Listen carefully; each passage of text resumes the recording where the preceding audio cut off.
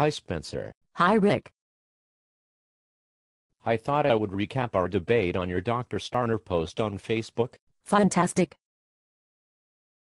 In your post, Dr. Starner writes a letter to the president about an ER patient that can't pay for their visit and is on Medicaid. Yes. And he goes on to complain that the patient had enough money for a gold tooth, high-dollar tennis shoes, tattoos and a rhythm and blues ringtone on her cell phone. Yep, that is right. Okay, Spence, well, I sarcastically replied, outrageous.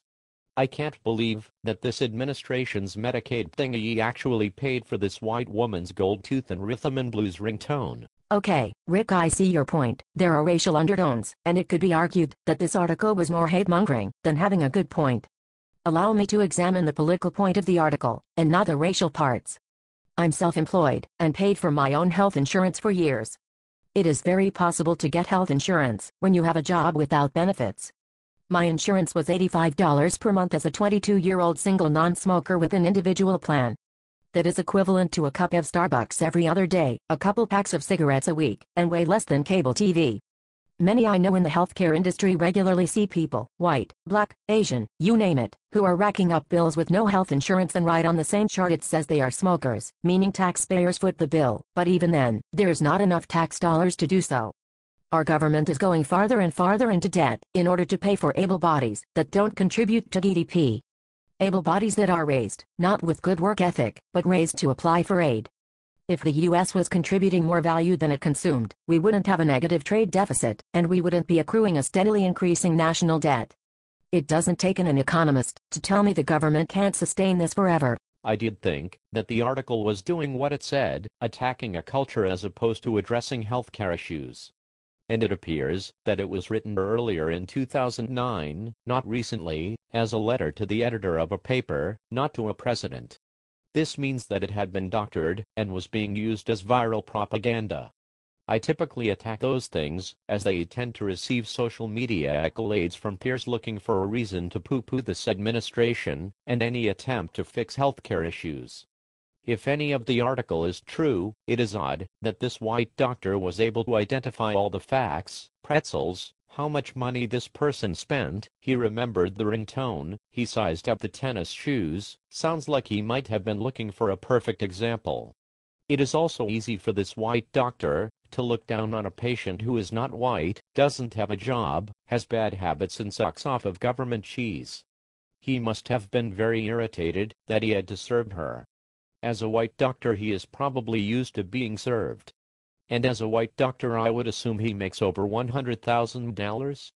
Over $200,000? Being affluent and in the health industry he is also very used to paying for, or having his insurance, where the low-class gold toother is used to, well, a low-class existence? As to your economic approach, I'm not an economist. And I default to you, and to the article. Maybe the writer is correct at the end when he suggests, and I'm paraphrasing, that removing the problem culture might remove the problem altogether. Stop paying for the lowlifes, and all of our healthcare problems go away, along with the lowlifes. In response to your response, you might as well just say it, Rick. You're saying that he's implying, and I'm supporting, an indirect genocide. You don't have money, you die. I see your thought process, but I see it differently. I have observed that many of the same people without health insurance have a residence, and, in the Midwest, where public transportation is lacking, a car. Well, why do they make their rent payments and car payments? Because they have to. So your assumption is that, if we stopped paying for their health care, many would die off. They would pay their car payments and rent payments, but would let themselves die. I don't think so. The culture problem is not about black or white or Mexican or Asian, it's about work ethic. And I know you're not an economist, but you're a smart guy. Can you honestly tell me that you're not sure whether or not it is bad that we have a hugely negative trade deficit and an ever-mounting debt to the rest of the world that we have no plan to pay off? I'm no economist, I know you're not, but do you personally have that kind of debt, or are you more financially responsible in your own life? Back in the Industrial Revolution our culture was a culture of hard work, and we invented and produced products for the world over, and that income built a country and the standard of living we enjoy today. This standard of living is at risk. If our government attempts to guarantee this standard of living for all citizens today, it is also guaranteeing eventual financial ruin for the government that provides such. It's like Enron, really. You can only borrow from A to help B for so long, then it's all gone for everyone. Spencer, this culture problem/ethic as it relates to healthcare specifically has been around for a while, before Obama. And we directly and or indirectly have been paying for people who can't afford health or ER visits for quite some time, decades? Longer, so, looks like we need to reform our healthcare policy, right? I will take a shot at some layman economics, not to punish the top 5 of the winners, and not to offend Ayn Rand, but I say they pay for health insurance for all the poor people with bad work ethics.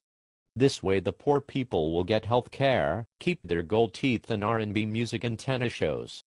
The top 5 can keep their yachts, planes, and islands, and pay for their own health care while they are at it. I would assume the top 5 are more ethical than the rest, and would understand that it would not only keep the poor happy and healthy, it would keep them, the top 5, healthy and happy, and we wouldn't burden the government tax pool with the expense. I would agree that this problem is not specific to Obama, and I wish previous administrations, Representative and Democrat, could have been more proactive about fixing it. I think the solution is simple in theory, but very difficult to implement. It's Pavlov's dogs. Human nature prevails, and we do what we are rewarded for. If there is a reward for not having a job, more and more people will become unemployed and apply for aid, which is happening.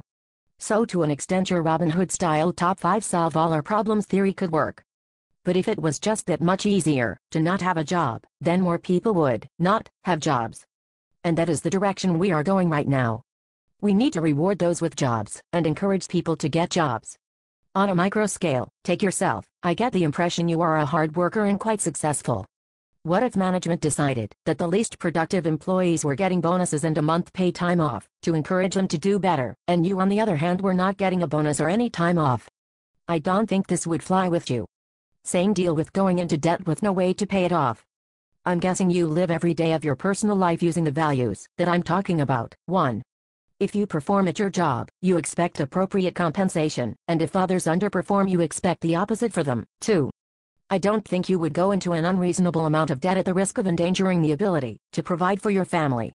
That being said, why should a government have a totally different set of values, where there is reward for lack of performance and risky spending on social programs that show no signs of paying for themselves in the form of helping the unemployed find jobs, instead of enabling them to continue to be unemployed, and, thereby, exacerbating the problem? The reward for not having healthcare reform is, well, sickness and ultimately having to pay for, and then get to complain about the stupid poor people.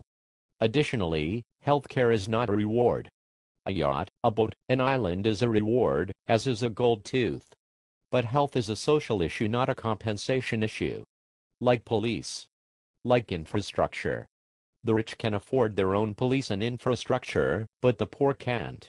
So, we have a social plan, where everyone gets roads, for the most part, and police, for the most part. I suggest we focus on a solution as opposed to pointing the finger at poor people complaining that they don't work enough. I'm pointing at the people who already have reaped reward, and are perhaps sitting on a solution pointing at someone else. And we've come full circle. Healthcare is a right, and whether or not my conservative friends like that statement, it already is a right, it just hasn't been determined who's paying for it. So I would agree with you. And I think everyone agrees there needs to be some sort of reform in healthcare. Even if I agree with you that it's a right, we have to recognize that rights have 2 components. 1, the government by law or policy must consider it a right. 2, the government/jurisdiction must have the means to provide it. Profit, non-profit or government, everything is a business, and follows the laws of business. Ask Togo or DRC/Congo if healthcare, roads and infrastructure are rights. It doesn't matter, because those governments don't have the means to provide those items, so being a right is not an option, regardless of the policy. As it applies to healthcare, we have a relatively advanced healthcare system.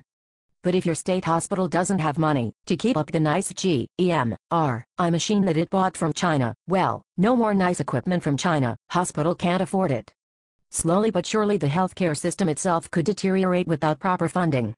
Right now we are borrowing to keep up what we have, and there will be a point where we can't continue to borrow, let alone borrow more rapidly. So how does a government maintain such an advanced society at such a high cost?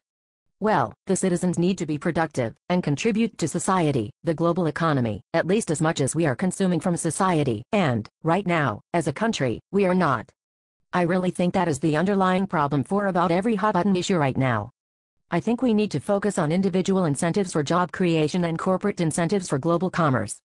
Spending money on this would be a great investment that would contribute to solving the problem of who pays for healthcare as a right, among other issues. Spencer, I like your response, and I get that the stuff costs money. But I don't believe that the poor need to work more to fix the problem. Somebody distributed wealth in the favor of the top 5, and among these individuals are some big corporations. Some of these corporations make the very products that the poor people are consuming and that Dr. Starner is disgusted with. Wow, Rick. You are much more intelligent than I was going to give you credit for. In fact, you have changed my entire thinking. You have converted me into a supporter for solutions in the current administration. For the record, I, Spencer Lombardo, love our President Obama. Yay. Obama, Obama, Obama, Obama.